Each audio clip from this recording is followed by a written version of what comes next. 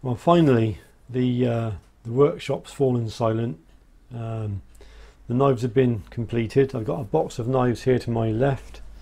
A mixture of mostly classics and 4mm. Most of them with tapered tangs, some with straight tangs. I've got some wasp neck knives. They've all got stabilised woods. I've got a mixture of walnut, stabilised yew and bird's eye maple and some massa birch. As I say, they're all stabilised woods.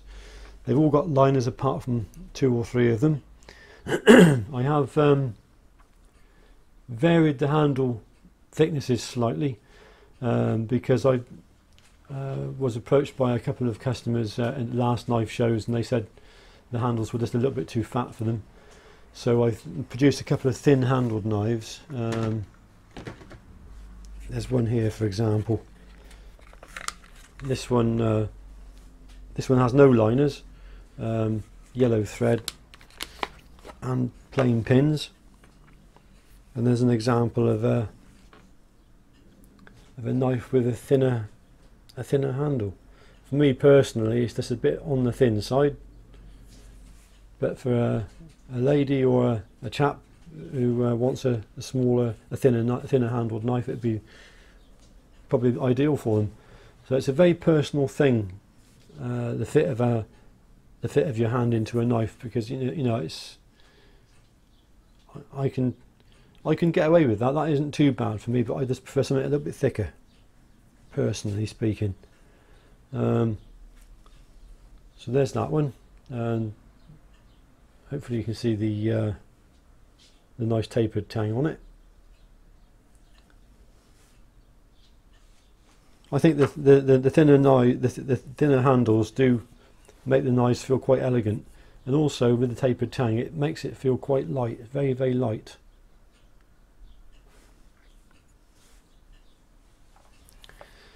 So that's a stabilised walnut knife. Some of the walnuts that I've got beautiful figuring. There's one here, for example. This one, slightly fatter handle on this one, and just look at the figuring on that. This one's got leverless bolts.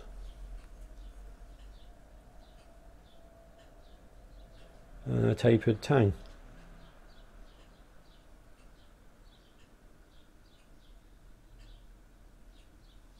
Yeah, quite nice that, I like that. And that's about ideal for me, actually.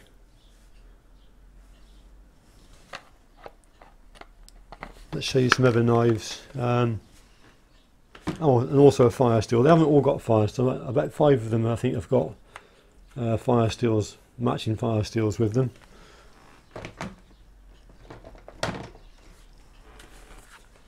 Here's a stabilised bird's eye maple knife. Quite a chunky knife, this, with a straight tang and black liners. So again, if someone wants the heft of a more solid feel to their knives with a straight tang, then I've got that option as well.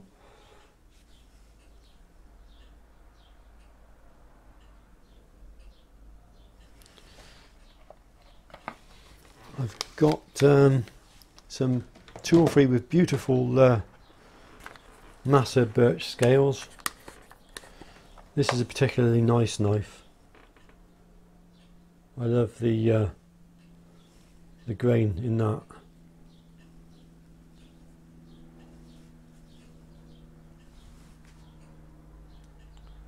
Quite beautiful, that.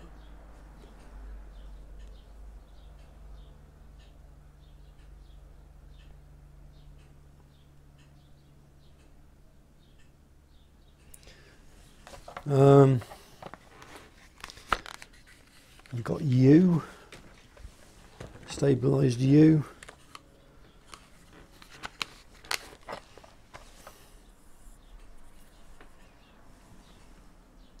Nice piece of stabilised yew on that with black liners and leverless bolts. I've got knives fitted with plain pins, leverless bolts, and 1 or 2 have got mosaic pins.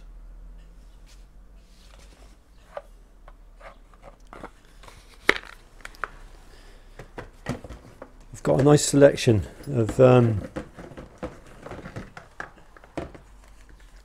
wasp neck knives. I think altogether I've built about 9 of these, and these have all got stabilised scales as well, and all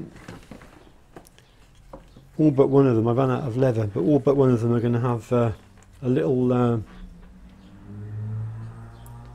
lanyard tube made of leather, and that serves 2 functions. Not only is it a lanyard, but if I show you on my own personal knife,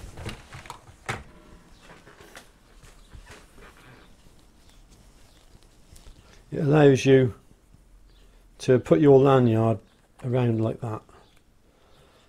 So in the event that should the catch come undone, then your knife isn't going to drop out and be lost on the forest floor or wherever you happen to be. So I thought that was a good touch, and also the leather is in keeping with the sort of bushcrafty feel of the knife.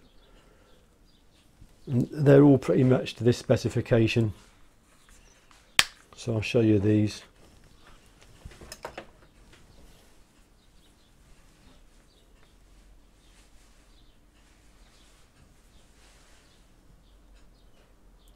Stabilised scales, just a lovely little nice little neck knife that. I think I might have 1 or 2 of them that have got different scales on.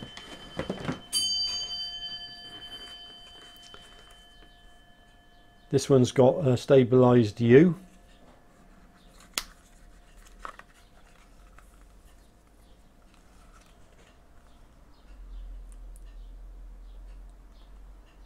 And the others I think are mostly stabilised Massa birch. They're all very, very pretty. There's one here, for example. Just look at the figure in that.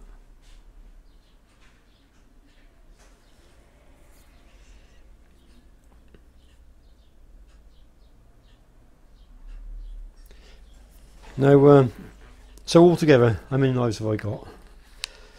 17 or 18 classics, plus about 9 wasp neck knives. I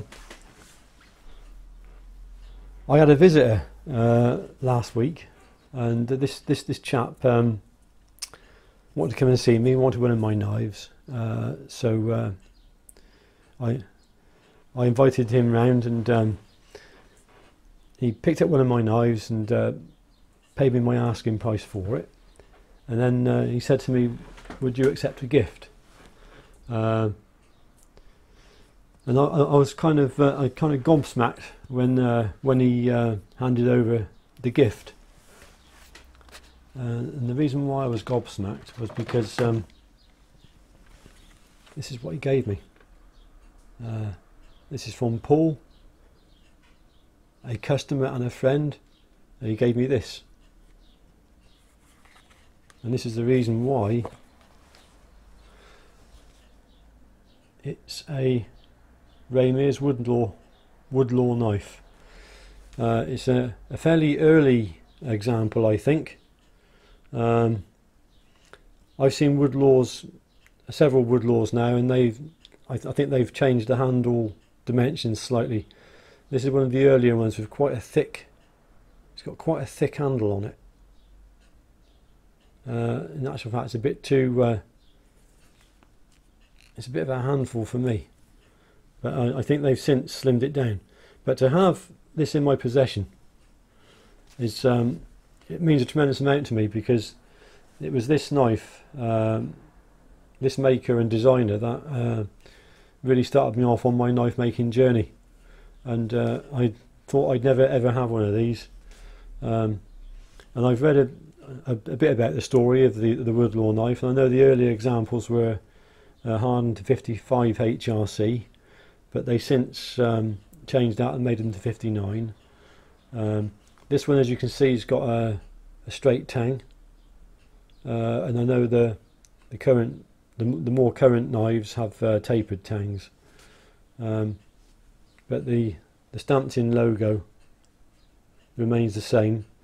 I took some photographs, so I put them up now so you can compare the actual look of this knife to the look of mine. This one has a slightly thinner blade profile, whereas mine I favour a slightly deeper blade.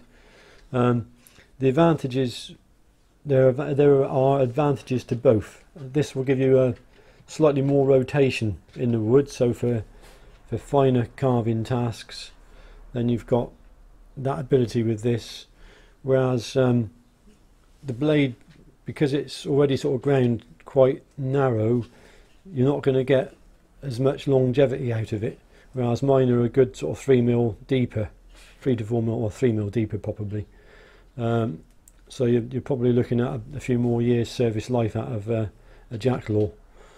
But they've, as I say, this one will give you better rotation through wood. I think the wood is unstabilised bird's eye maple, and I was somewhat taken aback when Paul offered this to me. And I kind of consider myself to be the custodian of it rather than the owner of it. And Paul, if you're watching this, if ever you decide at some point in the future you'd like it back, you know, where you can come and you know, if you would like it back, you can. It's there, it's here. It's not going to go nowhere. I'm not going to part with it. However,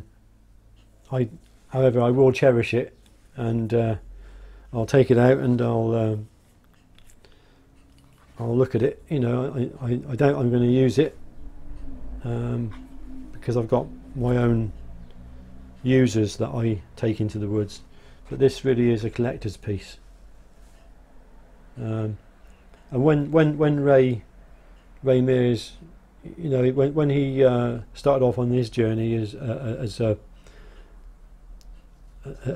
person that he is now, you know, he started off with very little experience, like we all do. We all start off with no experience basically, and then with time you become experienced, and then you become a master. And he's considered now a master of bushcraft, and Alan Wood is considered a master knife maker. But they've all got a journey, as we all have, you know, and we all start off at the basic level. I know I certainly have, and I think this. I've seen several of the Woodlores now, and they've all slightly different. You know, their handle shapes are the latter ones are slightly thinner. I've seen them with the palm swells cut further back. This one's quite forward. And quite thick actually in the depression of it there.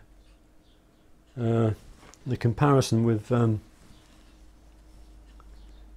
own personal 4mm classic.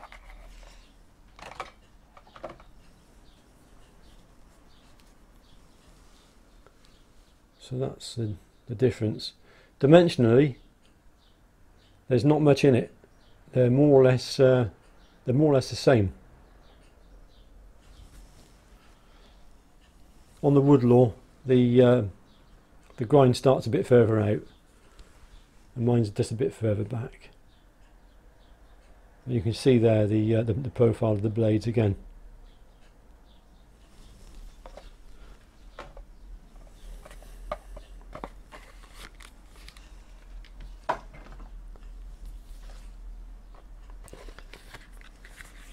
So what can I say? You know, to have this is really a treasure for me. Another knife that I've finished, another prototype. This is the last one in this guise, and this is the GF knife. GF standing for the initials of a friend and deer stalking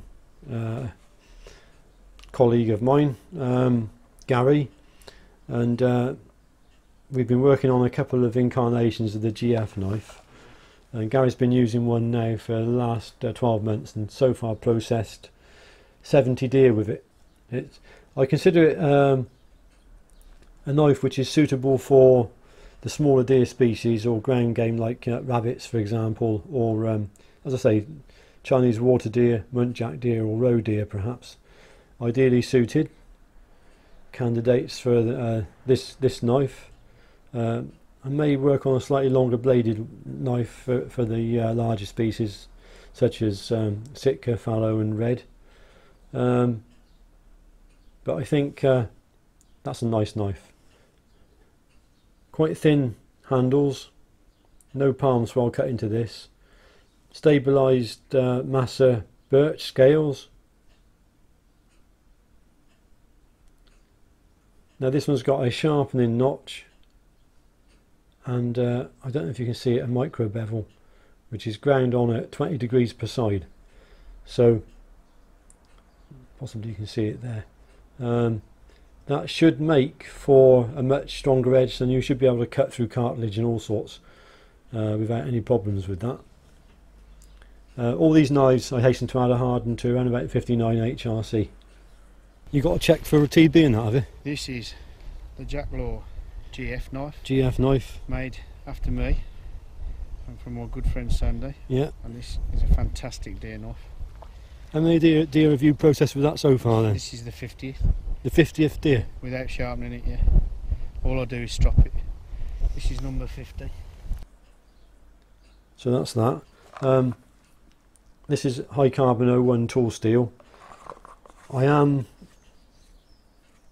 getting closer and closer now to acquiring some stainless steel and nitrogen flask, so I can do a cryogenic sort of cycle with the stainless as well.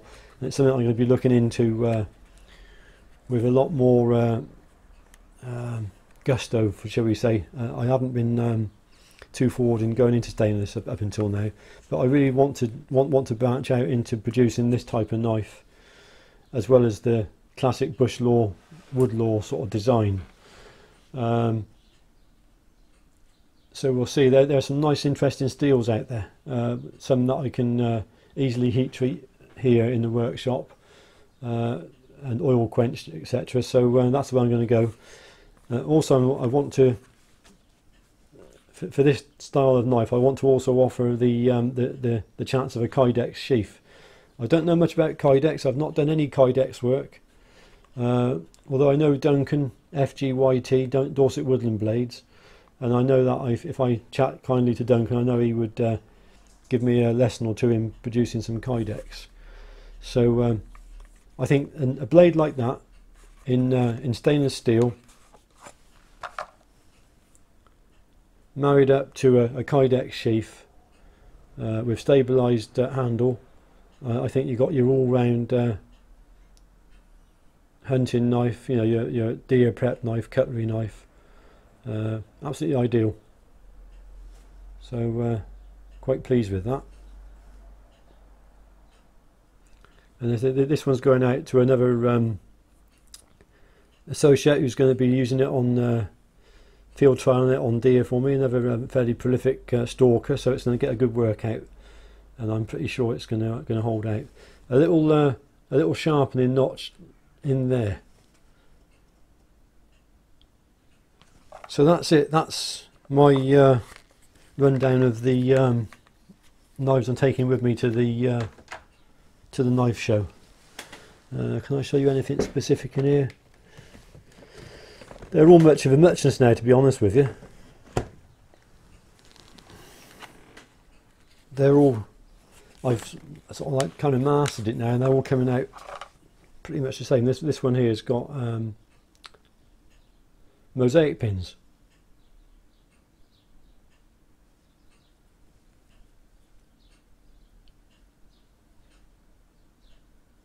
So I'm fairly happy, it has to be said, with the standard of the work.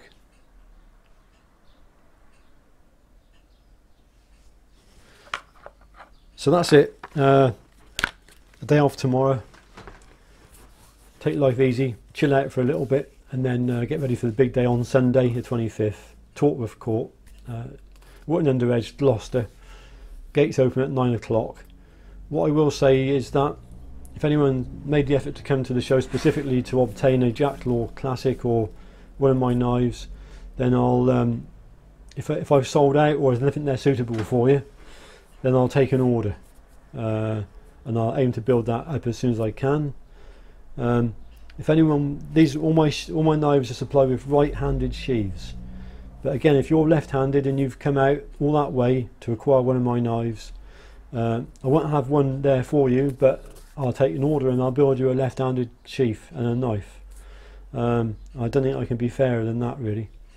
So with that, I wish you all the very best. Thanks for watching this video. I hope you've enjoyed the knives, and I look forward to seeing some of you at the UK Knife Show this Sunday. Bye for now.